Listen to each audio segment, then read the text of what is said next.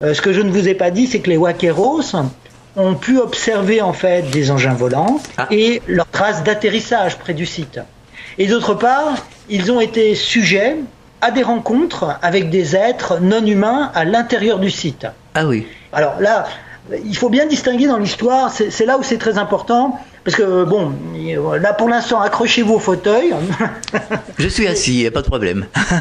Il faut bien qu'on distingue dans l'histoire qu'il y a le discours des Wakeros qui vous raconte l'histoire, et il y a les preuves qu'ils ramènent les preuves matérielles qu'ils ramènent pour montrer en fait la vérité, quoi, Ouais. pour justifier en fait. Alors il y a des choses sur lesquelles on a des preuves. Ils nous disent on a vu des momies bizarres.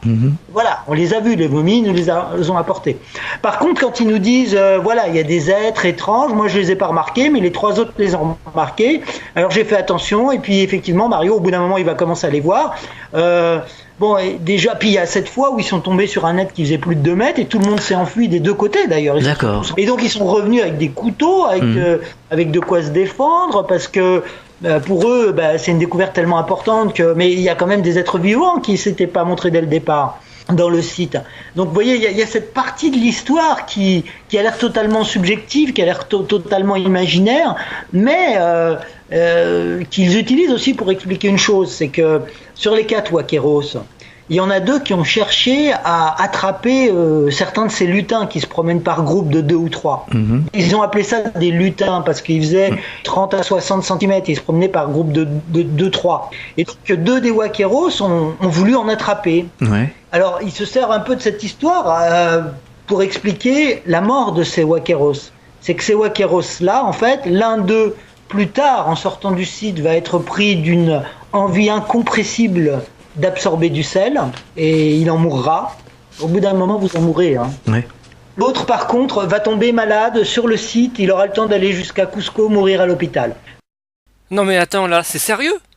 Franchement, si ce monsieur qui s'appelle Michel Rébardière, président de la FEA OVNI, chercheur français de tous ces phénomènes étranges qu'il connaît, Thierry Jamin et cette histoire-là, si ce qu'il vient de dire c'est la vérité, je peux vous dire que Steven Spielberg est déjà sur place pour réaliser un film, mais sans rigoler, sans rire, c'est incroyable. Je suis sur le cul.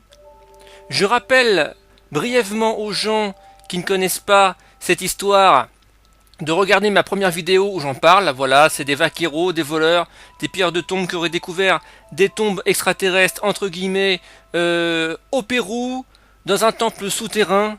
Et qu'est-ce qu'il nous dit, Michel Rébardière? Il nous dit qu'il y a des humanoïdes encore vivants qui ont communiqué plus ou moins de vue ou de forme avec ces vaqueros. Ça veut dire quoi? Ça veut dire qu'il y a encore des humanoïdes ou des extraterrestres, on ne sait pas quoi, encore vivants sur le site.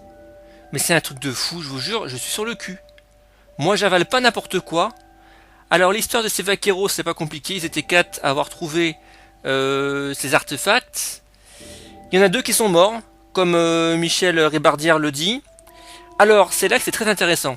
Il y en a un qui est décédé parce il avait une folle envie, en sortant du site, d'ingérer du sel.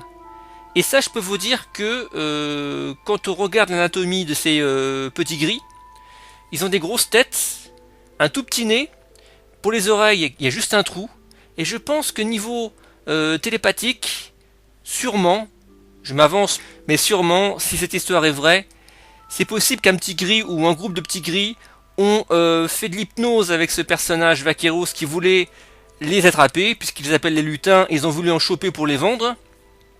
Et je pense qu'il a voulu, ou ils ont voulu, ces petits gris se défendre, et ont mis dans la tête de ce type, entre guillemets, de se suicider, quoi. Voilà. Peut-être, je ne sais pas, mais je pense que ces extraterrestres ou ces formes de vie communiquent par télépathie.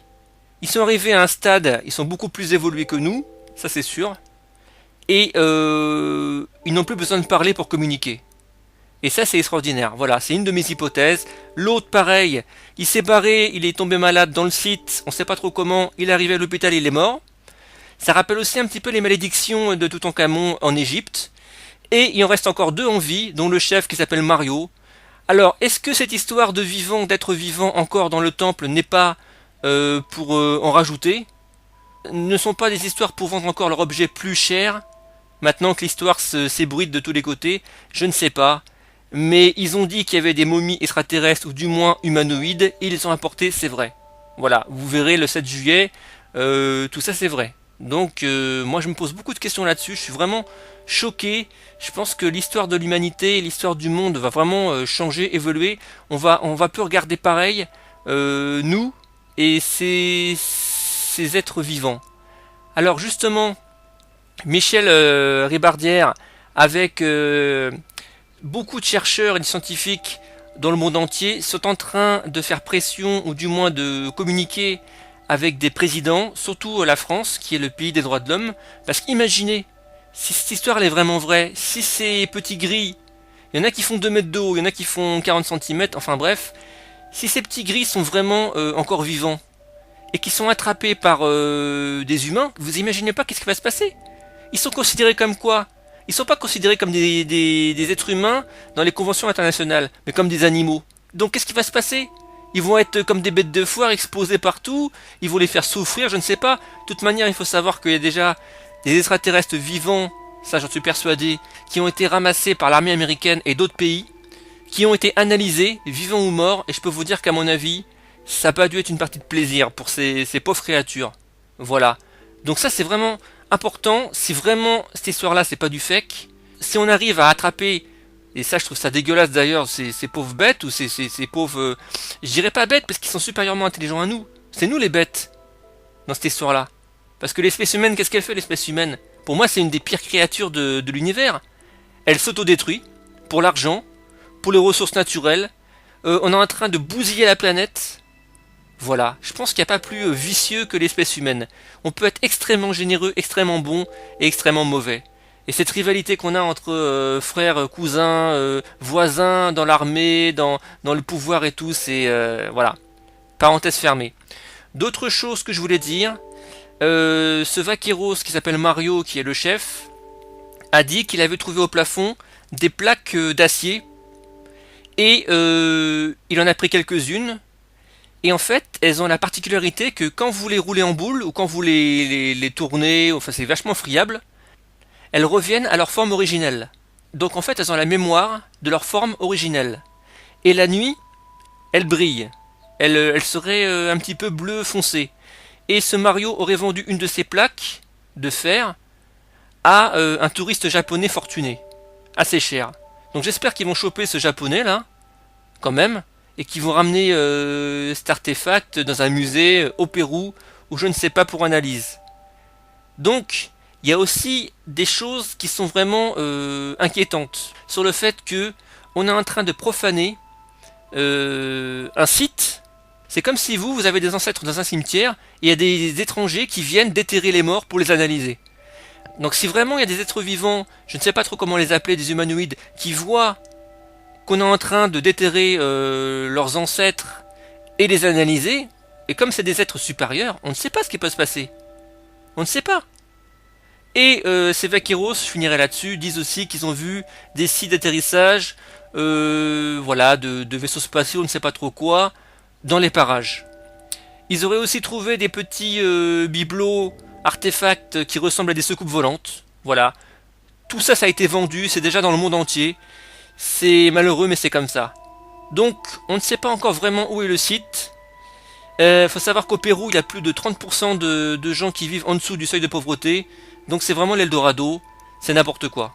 Je pense que même si vraiment cette histoire est vraie, et je le crois de plus en plus, il faudrait un pays comme l'Amérique, ou je ne sais pas, la France, ou la Russie, je ne sais pas, qui mettent leur veto là-dessus, sur le site, pour éviter que ce pays qui est en voie de développement se fasse massacrer la gueule par des gens qui achètent tout pas cher. Parce que c'est très corrompu le Pérou, voilà, c'est assez corrompu, voire beaucoup. Donc parenthèse fermée, c'est une histoire de fou de savoir qu'il y aurait peut-être encore des espèces vivantes de ces momies dans ces cavités de temples. Ça se trouve qu'il y a peut-être un vaisseau enterré, on ne sait pas. On ne sait rien, on peut se poser plein de questions. Il y a une des momies qui aurait 1400 ans selon les études, selon le carbone 14, donc je ne sais pas. Est-ce que c'est une base arrière de ces créatures? Est-ce qu'il y en a d'autres? Je ne sais pas. Mais c'est vraiment impressionnant. Et pour finir, je dirais aussi que l'histoire de la plaque de métal qui reprend sa forme originelle, on a eu exactement la même chose à Roswell, qu'on avait trouvé ça. Et peut-être que ça peut lier en fait l'histoire de Roswell avec l'histoire du Pérou, et qui sait, prouver encore une fois, une petite preuve de plus, que Roswell c'était du vrai. C'était pas un ballon gonflable dirigeable pendant la guerre froide. Sur ces belles paroles, je vous dis à bientôt. La prochaine vidéo sera très intéressante aussi, puisque je vais parler d'une momie, pareil, du Pérou, qui a été extraite il n'y a pas longtemps, et vous allez voir que là, celle-là, elle est encore plus grande, elle fait 1,60 m de long, c'est quelque chose de fou, c'est vraiment un truc de malade. À bientôt, merci.